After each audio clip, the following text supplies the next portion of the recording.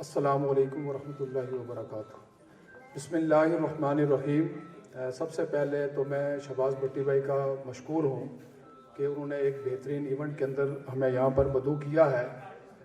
onjai.com ایک بہترین اس وقت انہوں نے جو آن لائن بزنس میں قدم رکھا ہے، کیونکہ آج کل پوری دنیا کے اندر تمام کے تمام کاروبار آن لائن ہو چکے ہیں، حتیٰ کہ کھانے پینے کی چیزیں بھی گھروں تک آن لائن آ رہی ہیں۔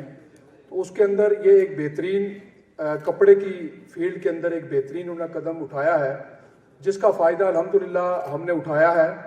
اور ہم یہ سمجھتے ہیں کہ آج کے دور کے اندر آن لائن بزنس ایک بہترین بزنس ہے، اور انہوں نے کیونکہ ہمارے جو بڑے تھے وہ بھی اس چیز سے دور تھے، اور وہ یہ سمجھتے تھے کہ شاید آن لائن میں کیونکہ ہم دکان والے منگوائیں گے تو کیا پتہ چیز صحیح نہ ہو اور بعد میں واپسی والا معاملہ ہو۔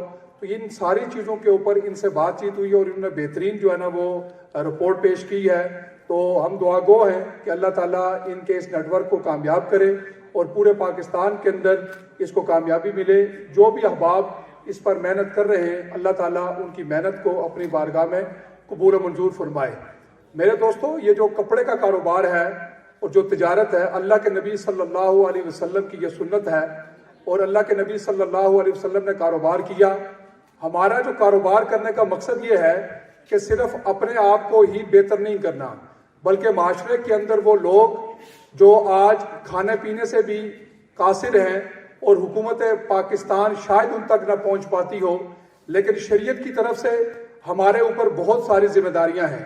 جیسے زکوٰۃ کا کنسپٹ شریعت کے اندر ہے اور صدقے کا ہے، تو آج ہر شخص کو یہ چاہیے کہ وہ شریعت میں جس چیز کے اوپر آپ کو زور دیا ہے وہ یہ ہے کہ صدقہ اور زکوٰۃ اپنے قریبی رشتہ داروں کو دی جائے۔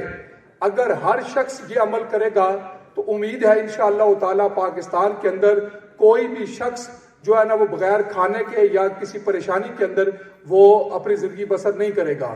تو میں یہ سمجھتا ہوں کہ ہمارا جو کاروبار ہے یہ اس لیے ہے کہ ہم دینی تحریکوں کے اوپر، دینی مدارس کے اوپر اور ان لوگوں کے اوپر اپنا پیسہ خرچ کریں جس کا اللہ کے نبی صلی اللہ علیہ وسلم نے حکم دیا ہے۔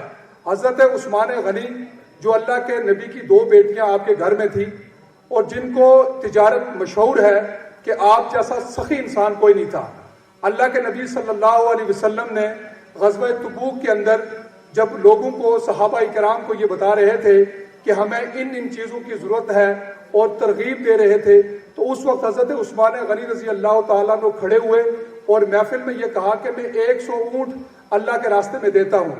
اللہ کے نبی نے دوبارہ فرمایا تو حضرت عثمان پھر کھڑے اور کہا میں 100 اونٹ اللہ کے راستے میں دیتا ہوں۔ پھر تیسری دفعہ اللہ کے نبی نے کہا تو اس وقت حضرت عثمان تیسری دفعہ کھڑے ہوئے اور کہا کہ یا رسول اللہ میں 100 اونٹ دیتا ہوں، اور ایک روایت میں آتا ہے کہ 10,000 دینار بھی میں آپ کو پیش کرتا ہوں۔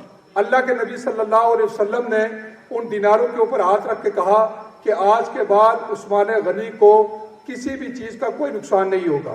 تو ہم یہ سمجھتے ہیں کہ ہمارا جتنا بھی کاروبار ہے یہ اللہ کے دین کے لیے ہے اور مظلوم مسلمانوں کے لیے ہے۔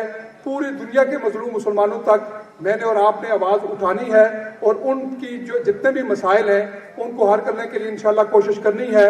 میں آخر کے اوپر onjai.com کا مشکور ہوں اور دعا گو ہوں کہ اللہ تعالیٰ ان کے اس بزنس میں اللہ تعالیٰ ان کو کامیابی دے۔